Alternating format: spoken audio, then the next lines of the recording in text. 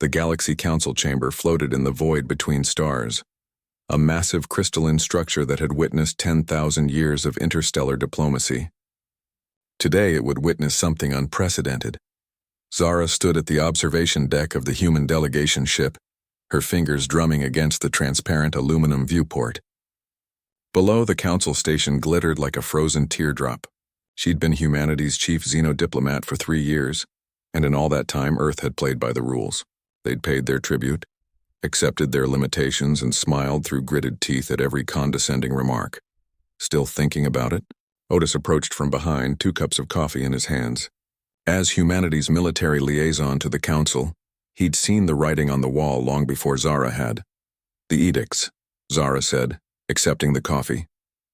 "They've pushed too far this time." The new galactic edicts had arrived that morning. Humanity was to surrender 60% of their military fleet. Earth's colonies were to be supervised by council peacekeepers. Human expansion into 3 entire spiral arms was now forbidden. And worst of all, Earth would provide 10 million citizens for cultural integration programs, a polite term for forced labor. "They think we're weak," Otis said quietly. "They've always thought we were weak." Zara couldn't disagree. Humans had arrived late to the galactic stage, stumbling into faster-than-light travel only 40 years ago.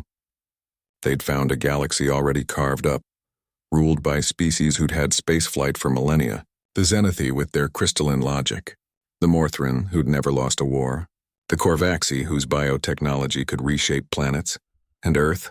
Earth was the newcomer, the primitive ape spawn who'd barely crawled out of their gravity well. The council had made that abundantly clear from day one. "What are you going to tell them?" Otis asked. Zara took a sip of her coffee, watching a Morthrin battlecruiser glide past their position. It was massive, bristling with weapons that could crack a planet's crust. The Morthrin had 12,000 such ships. Humanity had maybe 300 vessels that could even be called warships. "I'm going to tell them no," Zara said. Otis smiled grimly.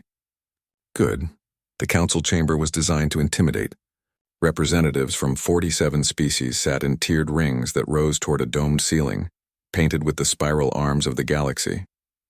At the center, on the lowest level, stood the speaking platform where supplicants made their case. Zara descended the steps alone.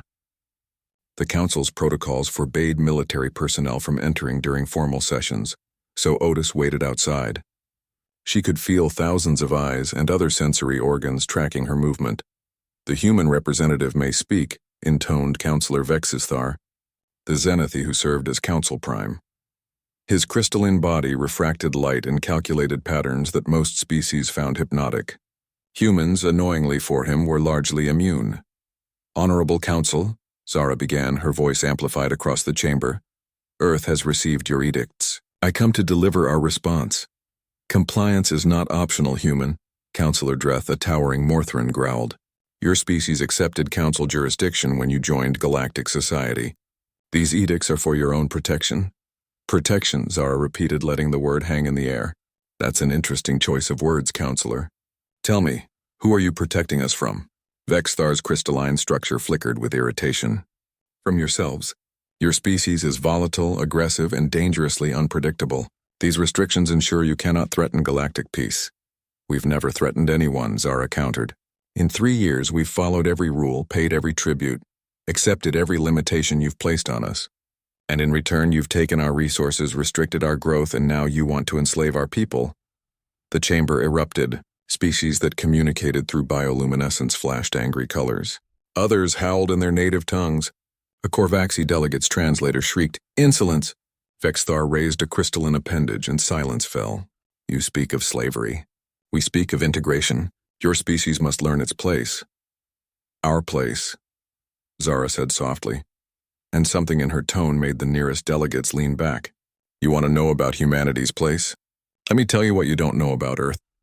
She pulled a data chip from her pocket and inserted it into the speaking platform's interface. Holographic displays materialized throughout the chamber. "You call us primitive. You're right. By galactic standards, we're infants. We've had FTL travel for 40 years. You've had it for thousands." The display showed Earth's timeline, brutal, compressed, violent. "But in those 40 years, we've colonized 18 star systems. In those 40 years, we've built our fleet from nothing. And in those 40 years, we've been watching you. The display shifted, showing council military formations, fleet movements, defensive installations, data that should have been classified, encrypted, impossible for humans to obtain. You see, there's something you never understood about humanity, Zara continued. We didn't survive on Earth by being the strongest or the fastest.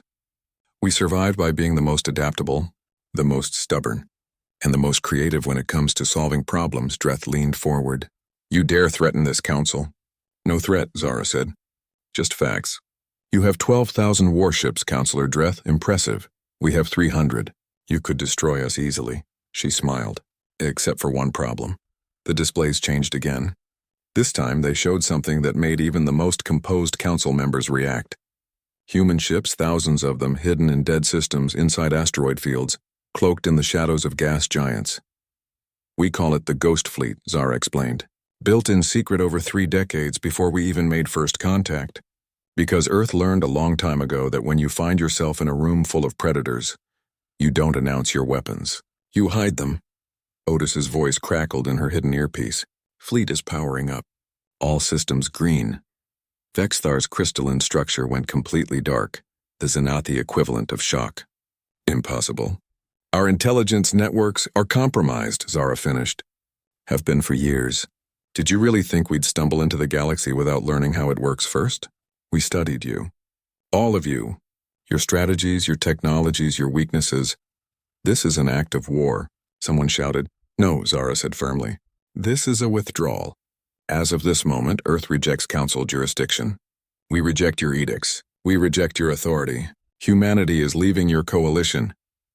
You'll be destroyed, Dreth promised. Every species here will unite against you. Zara looked around the chamber at the assembled delegates. She saw fear in their body language despite their bluster. Good. Maybe, she acknowledged. But it won't be easy and it won't be cheap.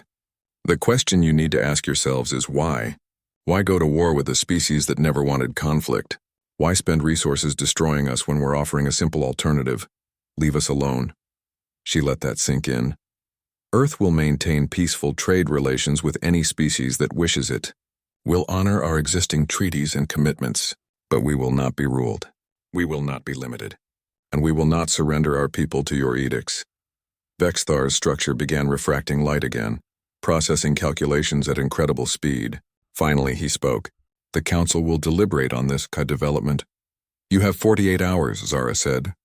After that, we're activating our own defense perimeter around human space. Anyone who crosses it without permission will be considered hostile. She turned and walked toward the exit, her footsteps echoing in the stunned silence. Outside, Otis was waiting with a grin. That went well. We'll see, Zara said, but she allowed herself a small smile. We'll see. Earth had remained quiet for 3 years, playing the role of the weak newcomer. But humanity had never been good at accepting subjugation. They'd learned that the hard way, over thousands of years of their own bloody history. The Galaxy Council had made one fatal mistake. They'd assumed that quiet meant weak. They were about to learn the difference.